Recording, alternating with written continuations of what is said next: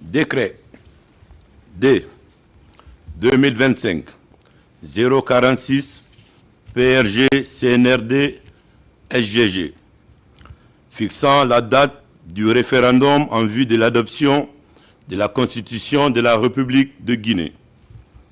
Le président de la République, vu la charte de la transition, vu l'ordonnance O 2021 001 PRG CNRD SGG du 16 septembre 2021 portant prorogation des lois nationales, conventions, traités et accords internationaux en vigueur à la date du 5 septembre 2021. Vu le communiqué 01 du Comité national du Rassemblement pour le développement du 5 septembre 2021 portant prise effective du pouvoir par les forces de défense et de sécurité, décrète, article 1er, la date du référendum en vue de l'adoption de la Constitution de la République de Guinée est fixée au dimanche 21 septembre 2025. Article 2. Le présent décret prend effet à compter de la date de sa signature et sera enregistré et publié au journal officiel de la République, Conakry, le 1er avril 2025, signé le général Mamadi Doumbouya. Le chemin vers le retour à l'ordre constitutionnel, comme l'a annoncé le chef de l'État, son Excellence le général Mamadi Doumbouya, dans son adresse à la nation en fin d'année, se concrétise jour après jour. Ce mardi 1er avril 2025, une étape considérable a été franchie pour le retour à l'ordre constitutionnel. Une délégation composée du Premier ministre, chef du gouvernement, Amadou Ouriba, du ministre de l'administration du territoire et de la décentralisation, le général 2e section Ibrahim Khalil Kondé et du haut commandant de la gendarmerie nationale et directeur de la justice militaire, le général Bala Samoura, ainsi que de cadres chargés du processus électoral, a réceptionné un lot de matériel électoral biométrique et moderne. Cet événement marque une avancée concrète dans la 3e étape du processus de retour à l'ordre constitutionnel. Cette nouvelle génération de matériel électoral témoigne de l'engagement du gouvernement, sous la direction du général Mamadi Doumbouya, à garantir des élections transparentes et fiables en 2025. Ce vaste lot d'équipements électoraux, composé principalement d'ordinateurs portables et de kits d'enregistrement biométrique, permettra d'optimiser le processus de vote, de garantir l'identité des électeurs et d'assurer ainsi l'intégrité du scrutin en Guinée, ainsi que dans les 35 circonscriptions à l'étranger. Le Comité national du Rassemblement pour le développement CNRD, à travers le gouvernement, avait mis en place 10 points du chronogramme. Notamment, le premier point était le recensement général de la population. Le deuxième point, c'était le recensement administratif à vocation d'état civil, qui allait aboutir au troisième point, qui était la constitution du fichier électoral, ensuite l'organisation du scrutin référendaire. Nous entamons maintenant la phase d'enrôlement biométrique, donc de recensement biométrique des citoyens. Vous savez quand même que la Guinée s'est dotée d'une loi sur l'identification des personnes physiques qui fait qu'aujourd'hui, à partir de 10 ans, chaque citoyen guinéen peut avoir ses données biométriques collectées et conservées et peut avoir une carte d'identité nationale à l'âge de 10 ans. Donc ce processus va nous permettre de constituer le registre national des personnes physiques et le fichier électoral de façon concomitante, comme c'était prévu dans le processus de mise en œuvre du programme national de recensement administratif à vocation d'état civil. Ces kits sont composés d'ordinateurs portables, ils sont composés de capteurs d'empreintes biométriques, d'empreintes digitales, de l'iris. Cette fois-ci, la Guinée rajoute à l'iris. Ça, c'est pour garantir aussi l'unicité du citoyen guinéen, pour éviter que nous ayons des doublons comme nous l'avons connu par le passé dans le fichier. Et cela nous permet de garantir que le numéro personnel d'identification qui sera attribué aux Guinéens sera un numéro unique et le citoyen sera unique dans la base de données. Nous avons également cette fois-ci mis un GPS pour géolocaliser les kits. Ça va permettre de suivre l'opération de recensement sur le terrain et de savoir si un agent recenseur a sauté un secteur Donc ces données GPS aujourd'hui vont permettre d'enrôler les citoyens et de les affecter directement à un centre de vote. Et le centre de vote va apparaître sur le récépissé d'enrôlement. Aujourd'hui, on a reçu 37 palettes et les 37 palettes correspondent à 3000 kits d'enrôlement biométrique. Le gouvernement a voulu faire fort pour que tout le monde soit quand même identifié. Nous allons passer à 6000 kits et les jours à venir, vous allez recevoir le second cargo aussi avec 3000 kits d'enrôlement. On aura 35 circonscriptions électorales à l'étranger, notamment les ambassades et consulats qui sont concernés. Ce matériel, il est très performant, il est sécurisé. Nous l'avons fait tester aussi par une expertise internationale. Notamment, il y a eu très récemment pour la validation un expert IT qui a été déployé par l'Organisation internationale de la francophonie, qui nous accompagne déjà depuis 3 ans en termes d'expertise internationale, qui a validé. Et toutes les sécurités logiques sont contenues dans le kit. Et cette fois-ci, il y a beaucoup de surprises parce que les agents recenseurs vont se connecter à travers leur empreinte digitale, pas avec un mot de passe qu'ils pouvaient passer à d'autres ou se faire remplacer pendant le recensement. On a créé les centres de vote cette fois-ci. Donc vous savez qu'après l'enrôlement, on venait afficher les listes et si vous ne venez pas, on vous affecte dans un bureau de vote sans savoir qu'on était en train de vous délocaliser. Donc c'était une opération aveugle qu'on a essayé aujourd'hui de balayer. Et on a fait tout cela sur la base d'un découpage administratif actualisé en période de 6 mois. Ça fait 11 mois que nous travaillons à créer ces éléments de sécurité et à rassurer à ce que le travail qui va être présenté au peuple de Guinée soit un travail de qualité, mais un travail d'intégrité aussi et performant. Une formation des agents électoraux est prévue afin d'assurer une utilisation efficace du matériel lors des élections.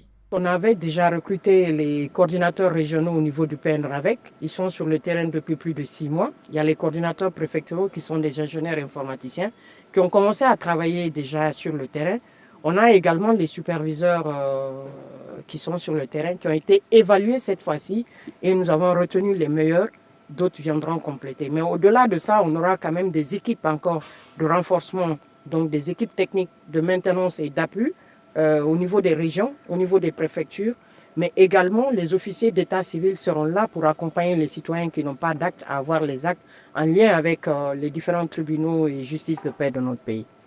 Parmi les 10 étapes du processus de retour à l'ordre constitutionnel, celle de l'établissement du fichier électoral succède au recensement administratif à vocation d'état civil, PNRAVEC. Il vous souviendra que le premier, c'était le RGPH, et le deuxième, c'était le RAVEC, donc le recensement administratif à vocation d'état civil, qui directement allait vers le troisième, qui est l'organisation du processus électoral. Aujourd'hui, nous sommes arrivés à cette étape. Et ensemble, donc, le programme national de recensement administratif à vocation d'état civil et la direction nationale des affaires politiques et de l'élection, sous la coupe du MATD, donc du ministère de l'administration du territoire et de la décentralisation, passe aujourd'hui à la troisième étape. Nous recevons ensemble aujourd'hui les kits biométriques pour procéder justement à cette opération sur le terrain, l'opération qui consiste à faire la biométrie des citoyens pour, d'une part, dans le cadre du programme, constituer le registre national des personnes physiques et de l'autre, faire le fichier, extraire le fichier électoral, donc pour procéder justement à cette troisième étape. Donc c'est une opération qui se fait concomitamment. Ça nous permet de gagner des délais et de respecter surtout l'engagement du président de la République qui est justement d'aller au-devant de tout le monde pour que les choses se fassent dans les meilleurs délais et dans les meilleures conditions.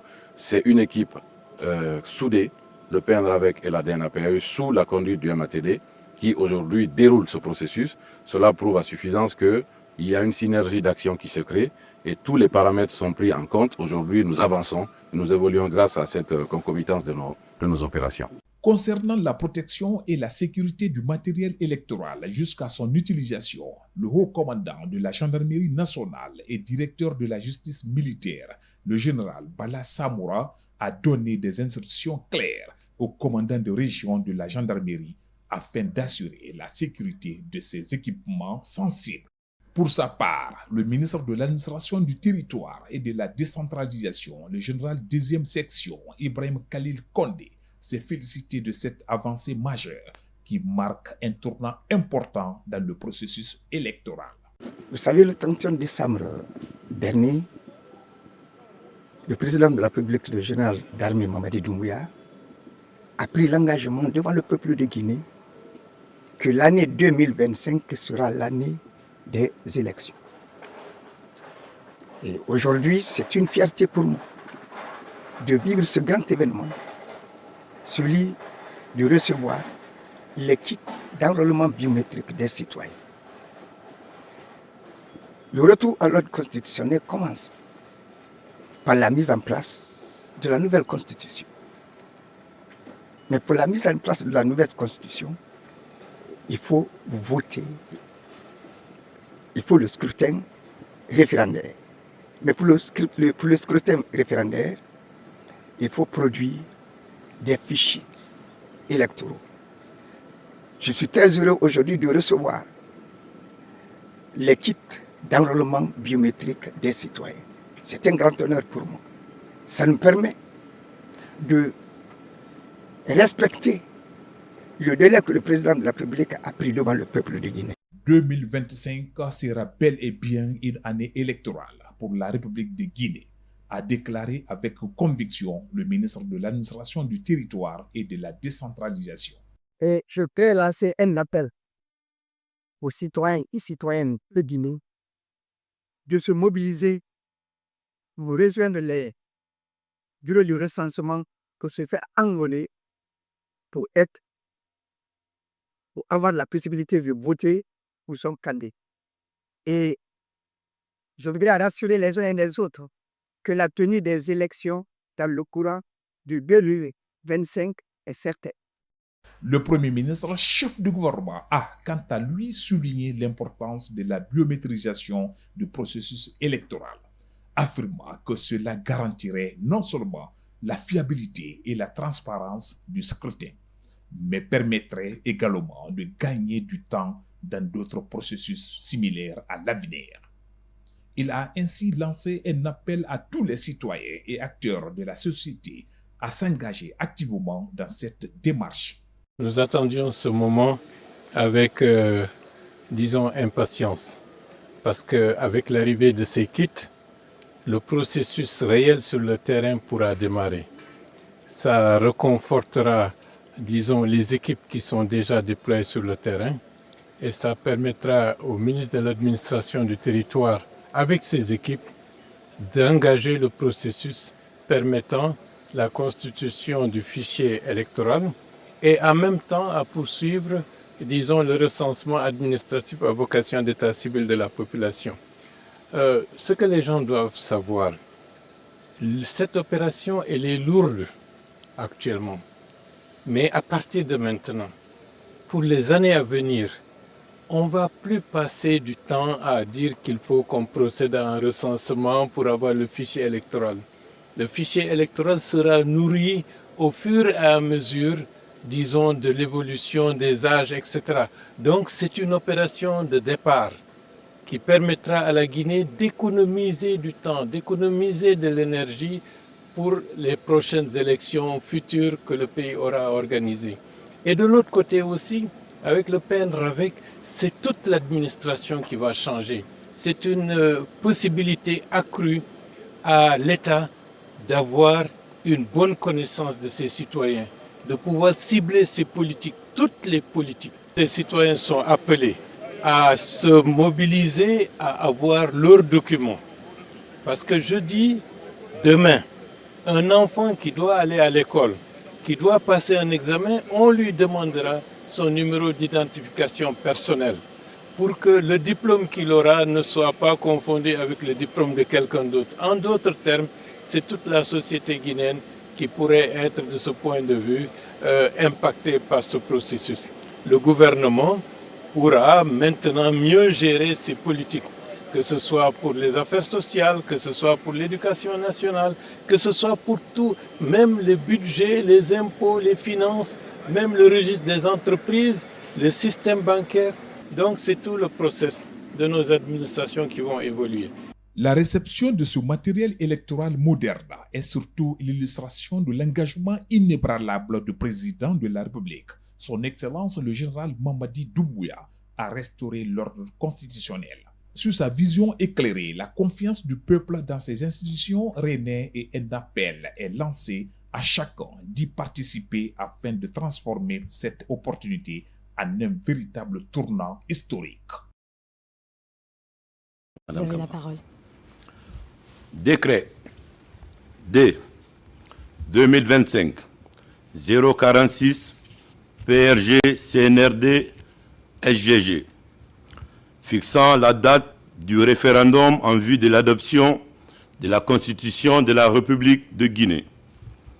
Le président de la République, vu la charte de la transition, vu l'ordonnance O 2021-001 PRG CNRD SGG du 16 septembre 2021 portant prorogation des lois nationales, conventions, traités et accords internationaux en vigueur à la date du 5 septembre 2021.